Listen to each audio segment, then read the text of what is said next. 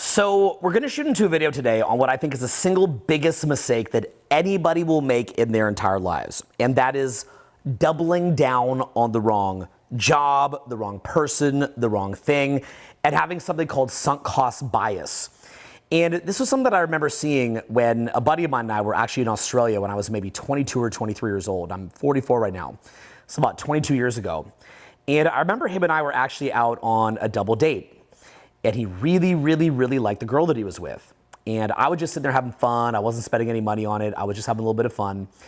And we were all back hanging out. And the girl that he was with wanted to leave. And she wanted to get out of there and go do her thing. But he really was hoping that she would stay and hang out with us more.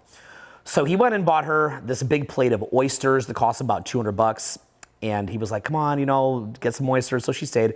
She ate the oysters and then she wanted to bounce. And then he said, hey, let me order you some sushi. And then I think he ordered another $200 in sushi. Remember, we're 22, 23 at this point, so this is not cheap. And we're already in Australia, so we're flat broke. And then I think she ate the sushi. And then she's like, well, anyway, that was fun. See you later. And then I think he ordered something else. He was about $700 in the hole. And it was very, very sad. But what wound up happening was he went into this sort of bizarre pit. And then she decided she was going to bounce. So she bounced. And then her friend wound up kind of wanting to hang out with me. And then I remember he had this sort of realm of hungry ghost look where he just wanted to have a conversation with the girl that I was with.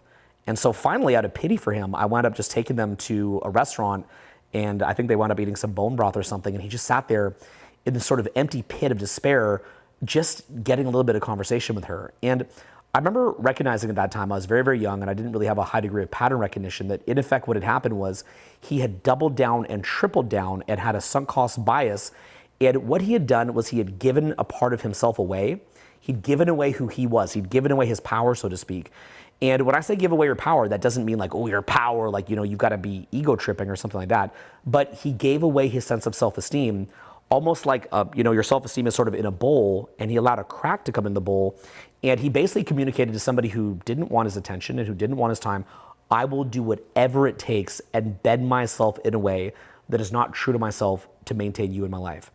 And I remember just seeing that pattern, and later I actually wound up going into that pattern a couple times in my own life.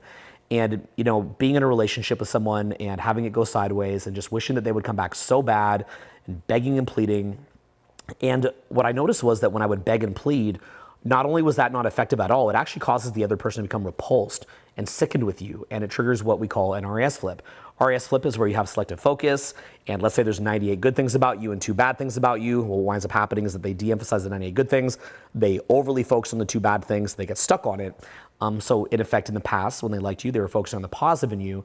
And all of a sudden, they're focusing on the negative in you. That's called an RAS flip. Okay. And it causes an RAS flip when you're like, look, I'll do anything that it takes to get you back. So you don't always say a regular friend, like a regular friend, maybe you piss them off and you're like, look, if you're my friend, I want to fix it with you. The problem is that when you're in a situation that's transactional, whether it's money or dating or really anything where somebody is giving away either their time, energy, money, or optionality in order to kind of exchange that for a certain type of experience with you, whenever there's anything transactional whatsoever, if you don't maintain your power, unfortunately what happens is that even though you might actually like that person, actually see them as a friend in many ways, you'll tend to cause an RAS flip. This is actually biological. And so what I experienced was not only did I have moments where I wound up begging and pleading in my relationships and realized that that didn't help me at all, but I realized that it actually starts much earlier. So you might think that this RAS flip that's being triggered is super duper bad when you beg and you plead, but what you don't realize, there's micro little instances of this that are happening all the way along the path, and there's an entire ecosystem that you need to build in order that this will never, ever, ever happen to you. And if you haven't built that ecosystem, and if that ecosystem is not strong, you will get preyed upon mentally in your own mind. Really, you're the one causing it. And you will actually wind up unraveling, falling apart, and winding up gutted. So there's an entire ecosystem to this, and we're gonna be going into it today. But as we go into it, by the way, I just want to remind you of something. We have a program right here that's completely for free, okay? It's called Higher Purpose Program. What I'm going to be teaching you about this ecosystem is going to be amazing today, but this is a free program that has very, very concise, very, very to the point, step-by-step instructions on exactly how to do a lot of the skills that I'm going to be loosely referring to in this video. So in this video, when I say, oh, just go approach a bunch of people and have like 50 different new people in your life, and I say that and you're like, oh, how do I do that? Well, that's right inside here, okay? Step by step, it's all in there. My best secrets, the best content that I came up with over 20 years, my best secrets are right inside Higher Purpose program. But in addition to that, I'm also gonna be teaching these kind of lessons live. So actually, I'm headed to Charlotte tomorrow. I'm gonna be back in Charlotte for the first time in the past 5 years tomorrow. The following week, I'm gonna be back in Atlanta for the first time in, I think it's about 12 years. Then I'm gonna be doing Nashville. We forgot to write Nashville. Duh, we didn't write Nashville. Maybe write that on the bottom, Nashville, okay, for anyone seeing it. Okay, so if you're from Nashville, make sure that you come as well. I haven't been there about 5 years. To be real with you, for Charlotte, Atlanta, Nashville, these will probably be the last time that I ever go there to teach an event. I doubt that I'll ever be back to teach an event there, so definitely go. And then I'll be in Portland, Seattle, Chicago, New York coming up, a whole bunch of different cities that are coming up. So these are gonna be completely free events. These run for 2 days, and these are the kind of events that would cost about $5,000 to attend. Networking is off the chains. Everybody there is amazing. People who come to the free events are in tears. They're having huge epiphanies. They're making friends for life. You're meeting, some people that are super rich and successful and socially skilled. You've got people that are brand new that are struggling. You've got everybody in between. What I love about the free events is that everybody comes there to network. We wind up creating a group so that you actually have a new peer group that you can actually network with for the rest of your life. And what winds up, and that's optional, but just about everybody joins it. So yeah, it's completely, yeah, there you go. You got it posted to the right there. That's hilarious. Yeah, it's just one of those things that is just such a beautiful, beautiful experience. And I'm definitely not gonna be doing free tours forever. That's the truth. I can't. I'm gonna be doing a podcast. I actually wound up breaking my leg skiing this year, and so I'm gonna be doing a lot of rehab. I'm not gonna be traveling anymore. But I've been running some killer free events while in the wheelchair. So for now, while I'm doing this, get over to these events right here. Fly in. You will, in my experience, people who attend these wind up making way more money. They wind up having way better social relationships. They get incredible social skills. They get very, very tapped in. These are very, very, very intense events, the free tours. They're very intense. People love these things. You got to fly in. And like I said, in here, you wind up getting my very, very best secrets step by fucking step. So for God's sake, hop in here. By the way, we're actually going to be removing this one. So this is only up for a little bit longer. So I would definitely get in there right now. Okay. So let's talk a little bit about this ecosystem of how to build it. So, all right, here's the thing. Let's be honest. Imagine my friend who was out on that date. Imagine if he knew how to immediately go meet 100 new people. Would he have ever started getting out the, here's the hors d'oeuvres and here's the sushi and all this kind of stuff? It never would have happened, right? So what happened was he attached himself psychologically into the one person that he was out on a date with, and he wound up opening up his spirit and his soul to this person and making himself vulnerable, and he did so prematurely.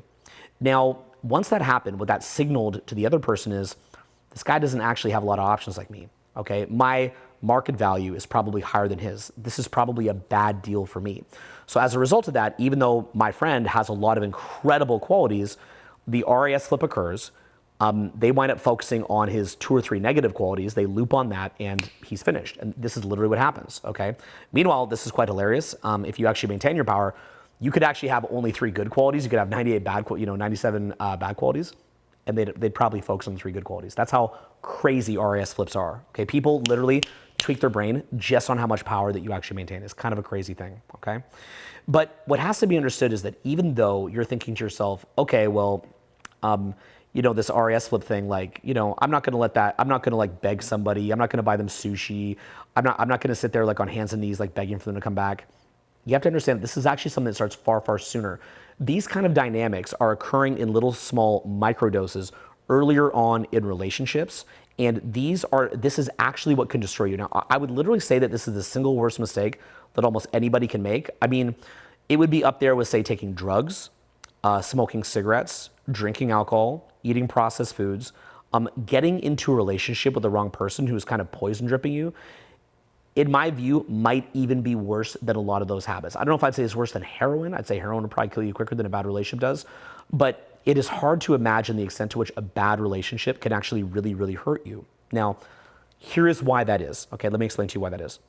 So the way that you build success in life is with a combination of, well, here's what it really is. The real way that success is built is because time is money, and so you have to clear your time. So in effect, your value as a human being in the market, by way of looking at it, is the extent to which you value yourself and your time is valued. So how much do you value your actual time? that is basically your value in the marketplace, right? So a simple example that I would give that would seem a little bit shocking, but if somebody said to me right now, I will pay you $1,000 to take you for lunch and pick your brain, I would say no to that. And the reason that I would say no to that is because I run a business where, if I go meet up with someone, they pay me only $1,000, that is literally, I could have made more money per hour in a given day. Not only that, but the revenue needs of my business are even higher than that. So clearly I would say no, right? So somebody says to me, hey, I'll give you $1,000 to grab lunch with me. I have to say no to that. Well, imagine if somebody is going to burn down another hour making drama, or imagine somebody's going to burn down another hour making crazy demands, or not having fun and not making things fun, or viewing my time as valuable, right? So if somebody is perceiving me in that way, then what that tells me, here's what it tells me. It doesn't tell me that that's a bad person. That's not a bad person at all. That can be somebody who actually love or like or care about a lot. What it tells me is that it's the wrong person. It's a fitment issue. So what it means is the things that I bring to the table are not sufficient to give them a disincentive for making drama. The things that I bring to the table are not sufficient disincentive for them not to want to be in a bad mood, right? So if somebody heavily values what it is that you bring to the table, they're not trying to go home when you're ordering the oysters. They're not trying to pick a fight with you. They're not trying to, these guys that only get laid with their wives like once a month. Like if their wife values them, they're not like, oh yeah, like I'm gonna keep them on the once a month plan. Like she doesn't, like if you're married and your wife wants to hook up once a month, she doesn't value you. Like that's just straight up, that's the truth, right? If you get back from a big long trip and she doesn't want to hook up, she doesn't value you, right? And so, maybe there's like some big health reason, but you have to be honest with yourself. If there was a party with, some big DJ or something like that, are you saying that they might have a headache, but you better believe that they would go get their best clothes on and they would go and they'd be on their best behavior? I know this very simply because I run trainings. And whenever, say that you come to the free tour, as an example, I was mentioning we have a free tour coming up. Make sure that you come to a free tour. When you come to the free tour, what you're going to see is that everybody there is on amazing behavior. Everybody is bringing their best self to the table. They're doing the best they can. They're bringing their best self. Well, the reason why that is because that's a room full of people who actually give a shit about the training. Okay, even more so at an infield training or a boot camp. You see people even more invested. But at a free tour, it's still a very, very high investment because they're investing their time and their focus. So if you were to look at, say there's 100 people in that room, well, if not a single person's an asshole for 2 days and everybody's super helpful for 2 days, does that mean that those same people in the room wouldn't be an asshole or wouldn't be difficult to somebody else? No, it doesn't mean that at all. What it means rather is that I am providing enough incentive in that room that they care enough to be at their best self. So if you think about it, what is it that's actually allowing the room to be super fun? What is it that's allowing that room to be positive? What's allowing that is the fact that I have connected to a room with people who see the value, okay? Now, what would happen if, let's say that I had a wife who, didn't want to hook up with me and bitched a lot about things and nitpick things and things like that, and I spent all my time trying to please her. And then let's say that I have a staff and they're unhappy, and then I'm spending all my time trying to placate to them. And then let's say that let's say that, for example, I have a boss who doesn't value me, and then I'm spending all my time trying to placate to the boss. Well, what's going to wind up happening when I do this is all that time and energy that I could have been using to build myself up is being monopolized by people who don't actually value what it is that I'm bringing. So if people don't value you and they don't pay you well enough, or they don't value, then what you basically have to figure out at that point is this because you lack value and really they're actually right to treat you bad, in which case, maybe you do need to step it up. Or is what's happening is in fact, not that you lack value, but that you're just around the wrong people, right? You could be, and so it could just be that you're just a piece of shit and that really maybe that's what you deserve, right? But see, my buddy who bought those oysters, he's not a piece of shit. He was just around the wrong person. It wasn't somebody who heavily valued what it is that he brings to the table. So there was no disincentive to be more welcoming, to be better. There was no reason not to do it. They didn't see a reason. They didn't see a purpose behind it. They weren't like, oh, I want to be at my best to make sure that I get more attention from this person. It was like, no, I've had an RAS flip. I kind of just want to go do something else. And then he's kind of trying to sweeten the deal and renegotiate by offering oysters or by offering sushi or things like that, which is not going to do anything, right? And then, of course, he could pull away and hoping that maybe that would reassert his value. But the truth is, with that person, it was already done. That wasn't going to happen. But the question is, does he understand how to quickly go meet somebody new so that whatever needs that it is that he's looking to get met can be met by somebody new? But in truth, I mean, even past the ability to meet somebody new, it's also just the ability to be happy without somebody. So that comes from things like being present to the moment, letting go of trauma, feeling good inside of yourself, and so on and so forth. That's kind of what it is that you're looking at.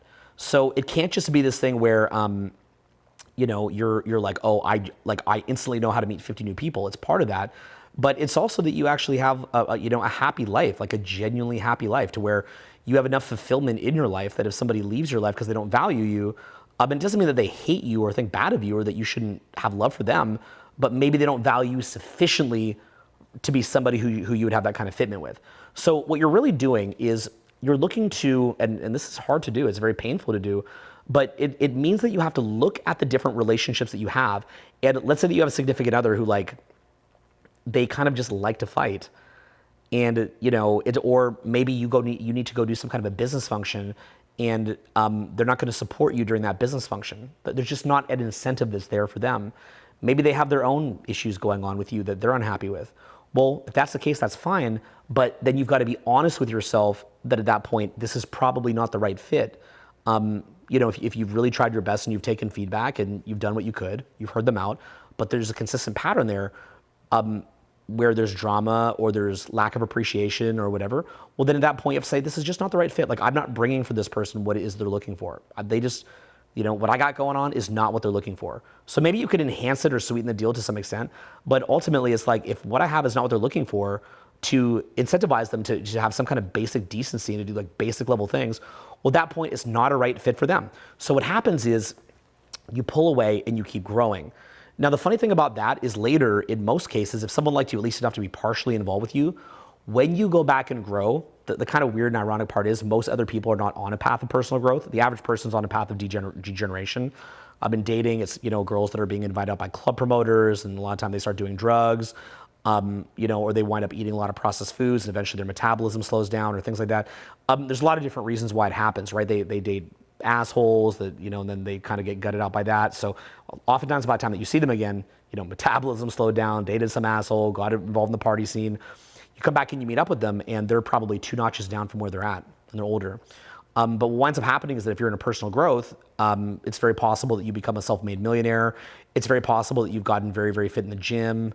Ideally, you've also built incredible swagger, incredible social skills. So what winds up happening inevitably is that you've actually leveled up by 3 or 4 levels. And then even if they've stayed the same or leveled up with you, well, hey, I mean, if they're at a whole new level, they'd appreciate you even more. Maybe they'd come back and you'd actually reconnect even better. Or what winds up happening is that they wind up going down a couple levels, and then there's actually a gap, and then they like you even more, and then lo and behold, the second time around, they treat you 100 times better. Now, why is this so incredibly important?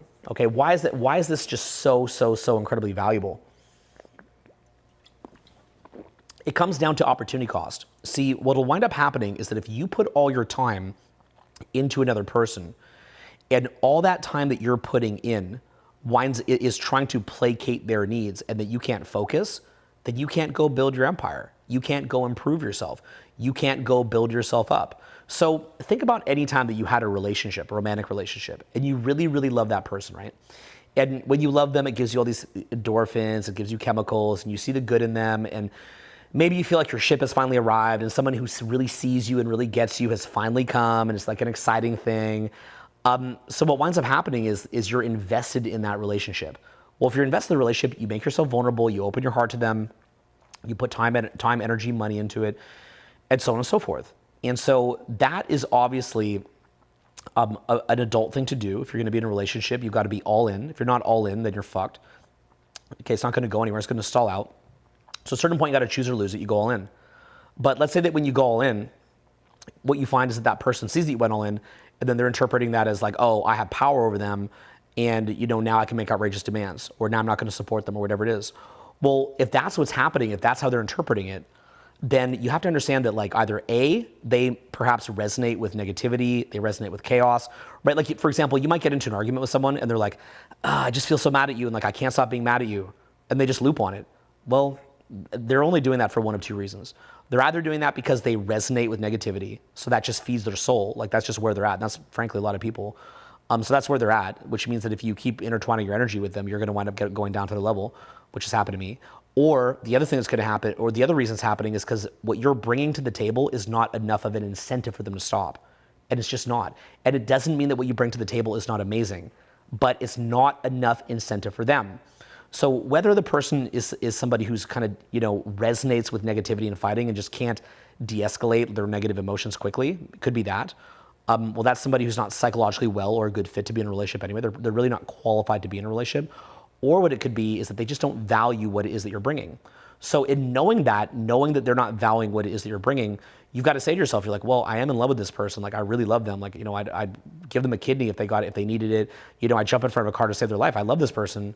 But even though I love this person that much and I feel all these chemicals towards them and I love them and I want to cuddle them and kiss them and be around them and make love to them and all this, you may feel that way. At the same time, you have to understand that investment that you have in them, they may be taking that as a way to make crazy demands, to not support you, to to indulge in their negativity. There's no disincentive for them. There's no reason for them to stop. So what you'll begin to see is the dynamic where earlier in the relationship is you have a honeymoon period, and then you see the first incident where that happens. And you'll perhaps make excuses for it or not. I will never leave somebody off of a first incident because you have a lot of good stuff built up. But I will admit that usually that kind of is a sign of something that it'll turn up later and you'll be like, that's kind of where they're at. So what winds up happening is that you'll see that first incident and you'll just realize wow, this is kind of where they're at. This is kind of sad.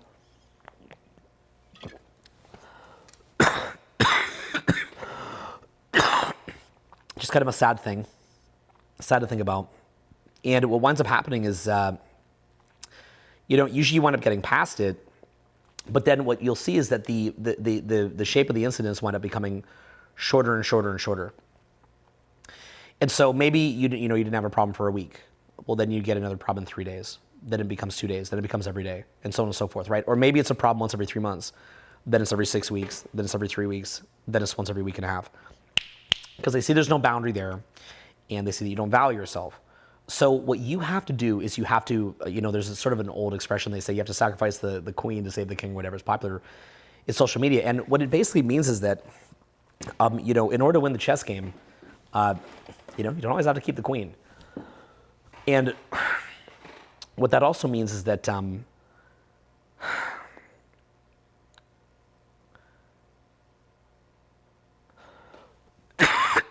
it's a sad thing for guys to deal with. It's just stressing me out to think about it. But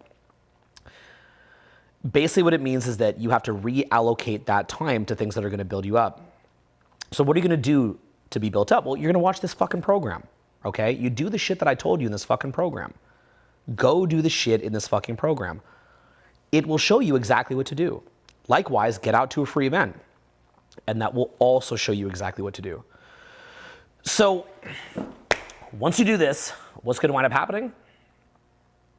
Your life's going to explode.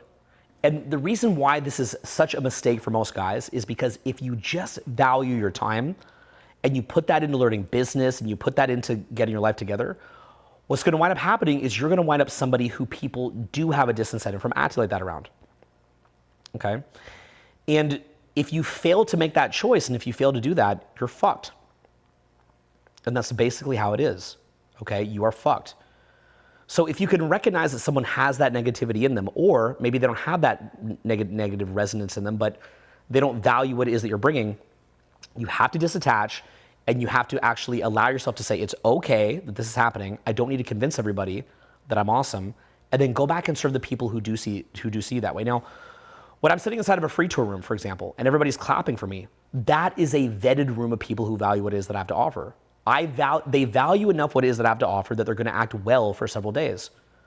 So if you want to see an example of what it is that I'm saying, come out to a free tour. Watch how all these people who think that what I'm doing is cool treat me super fucking awesome and treat me with respect. And then what happens is that when you have that, you can take them to the promised land. You cannot take a significant other who doesn't respect you to the promised land. Because what's going to happen is you're going to make less money. You wind up making less money.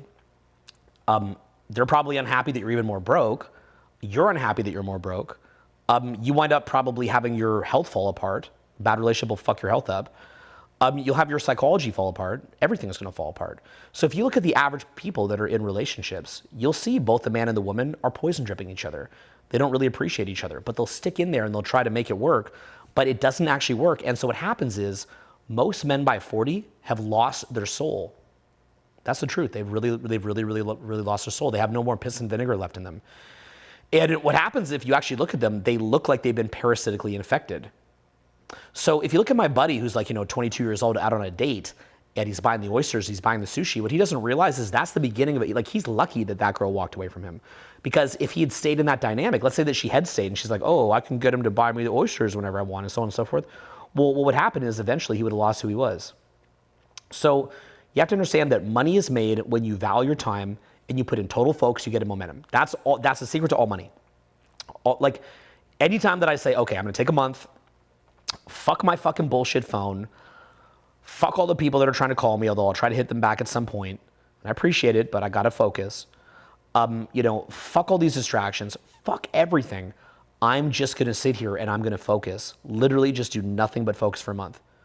Well, for somebody like me, that's gonna result in, it's gonna be at least $500,000 extra to my business, if not $1 million extra to my business, if I just focus. Right? So if you think about it, what are each of those little distractions worth, right? I'm a kind of like a little coaching guy, right? Somebody running a bigger business make even more. But guess what? If you're broke, maybe you only make 10 grand extra. Well, that's worth even more to you that's worth more to you personally than the mega rich guy. So what happens is that you have to understand this within the context of what you're giving up. And you have to understand this within the context of opportunity cost. So you're thinking to yourself, oh, okay, I'm like getting in some little fight here. You're giving up millions.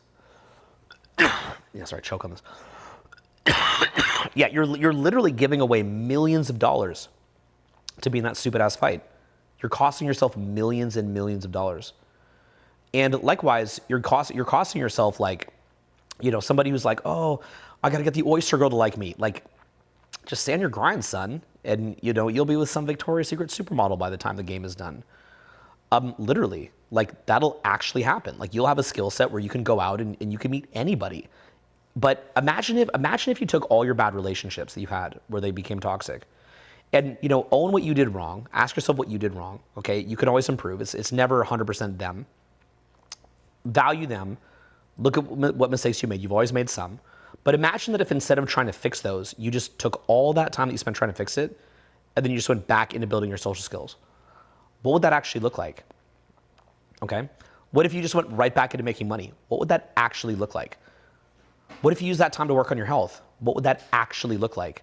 And what you'd realize is that the establishment of valuing your time and clearing your time, combined with being in a state of high momentum, and being in a state of total focus, is the only way that real money gets made. Okay? Look, why are all the kids broke these days? They're looking at TikTok, okay? Those of us who are from the pre-TikTok era were reading 300-page books, 1,500-page books like Ayn Rand, Atlas Shrugged. Like, I spent half a year reading Atlas Shrugged, okay? I spent another almost half a year reading The Fountainhead. You'd sit there and you'd sit there reading these masterpiece books for years at a time, in a state of total and complete focus. You would do things like meditation in total and complete focus. I built my social skills by going out 4 hours a night, often 7 days a week, with total and complete focus. I built my public speaking skills by doing free events all over the world with total and complete focus. Why do you think I do the fucking free tour? I do the free tour to force myself to work on public speaking for 2 days straight with no fucking distractions, right? Or I'll shoot video blogs out in nature because I know that I'm out in nature and there's no fucking distractions. The name of the game is elimination of distraction. So when I do a party here at my house, okay, and I've got super rich business owners here, gorgeous models are here, great friends of mine are here, spiritual luminaries are here, and I've built a reality where I can live in a Hollywood Hills mansion and I can throw those parties and so on and so forth. And those people are chasing me for my time, or maybe I'm working with different one-on-one clients that are paying me really, really fair compensation to get my time. Well, how do I get those kind of things? I get those kind of things because all those different people in my life that tried to strip me of my focus and strip me of my time and strip me of momentum. Why? Not because they didn't like me, but because they didn't value me sufficiently enough to be decent to me. They just didn't, okay? There was not a disincentive because it wasn't the right fit. Because I allowed those things to kind of go to the wayside and I got refocused, the result of this was I was able to accomplish that. But I will tell you, and I'll be honest with you, there's many cases in my life where I didn't do that, and I allowed myself to be floored by it, and I allowed myself to, kind of fall into the trap. And what happened was, there would be people that I brought in my life where I just couldn't let them go and I just wanted to make it work no matter what. And I can honestly say that in every single one of those cases, they're no longer in my life, even though I did everything to make it work. Like I did everything to make it work. Whatever resources I had, I gave those to try to make it work. And it didn't. It just didn't fix it. And the reason why it doesn't fix it is simply because the buyer-seller dynamic is skewed. And because of that, you're seeing a worse version of them. You're getting a worse version of them. So realize that every single human being that you're talking to, there's a bad version, a good version, right? Like that person that you're talking to, if they're being bad to you, possibly that if they talk to me, they'd be a better version of it. Or maybe if they're talking to somebody else, they'd be a better version of it. So it's a combination of not just going, I demand everyone placates me. That's not it. That ain't it at all. But rather what it is that you've got to look at yourself and improve yourself for sure. Okay, so it could be that you need to raise your own value, but also you got to find people for whom it's the right fit. It has to be a combination of both of those things. It can't just be one. It can't just be the other. It has to be that you do raise your value so that you bring something more to the table. So there's an incentive there.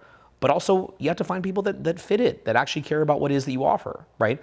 So, when I do something like, say, a free video, the vast majority of people are clicking, like statistically, if you look on YouTube, and this is everybody's stuff, the vast majority of people click off of it within 3 minutes. They're not even going to give you 3 minutes of their time.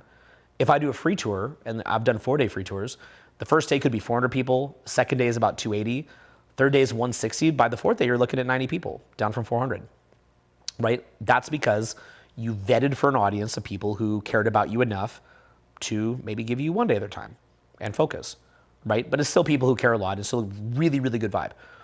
Then you look at something like a paid training. Say that costs $5K.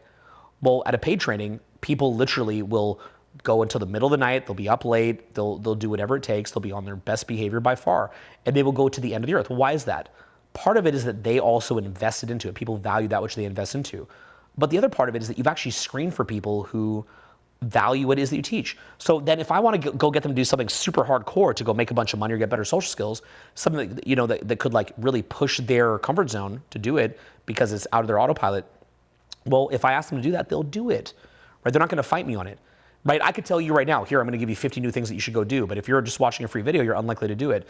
If I tell you to go at least log into the damn free program, higher purpose program, like out of all the people watching this, like there'll probably be, I don't know, maybe 10,000 people will watch this by the time it's done, or in that range.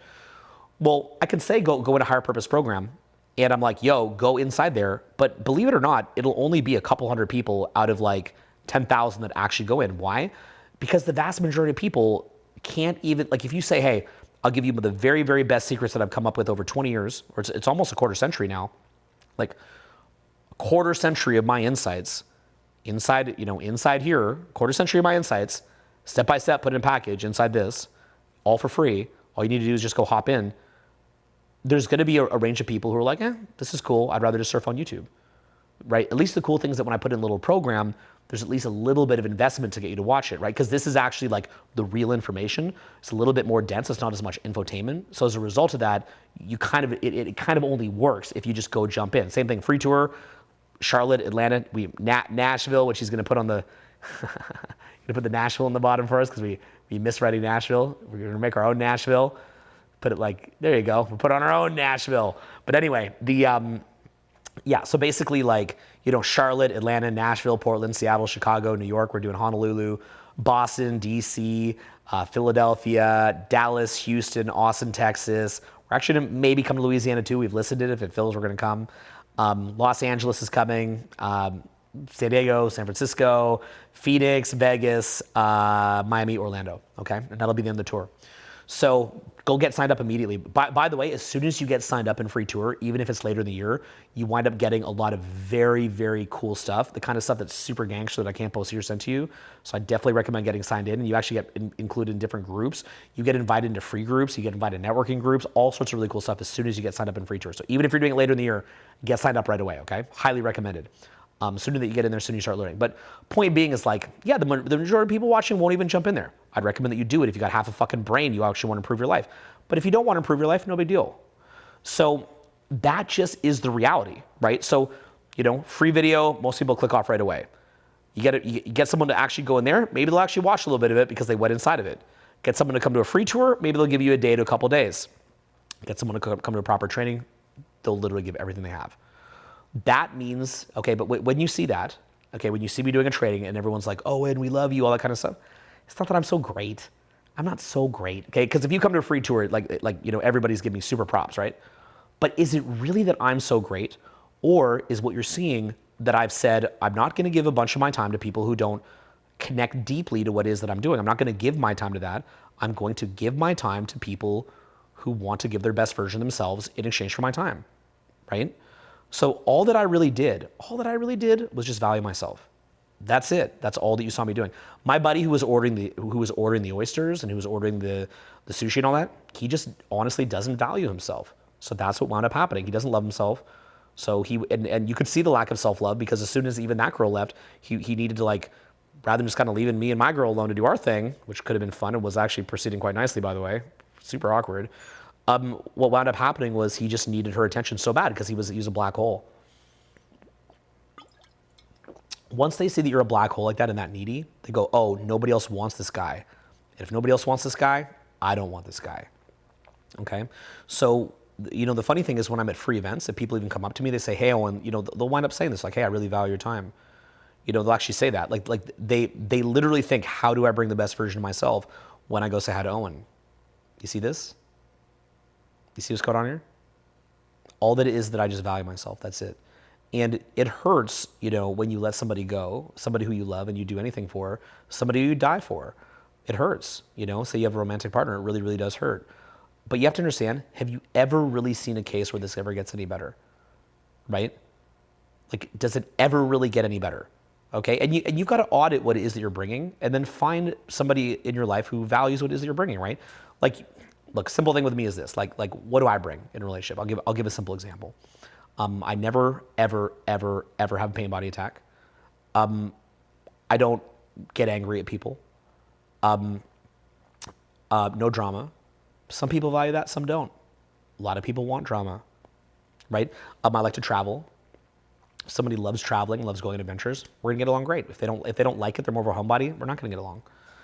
I'm somebody who loves to read and challenge my mind. So if they like to be around someone who likes to read and challenge their mind, we're gonna get along great. If they don't care about it that much, they're not gonna value it. I like being a leader. If the person that I'm with likes a leader, cool.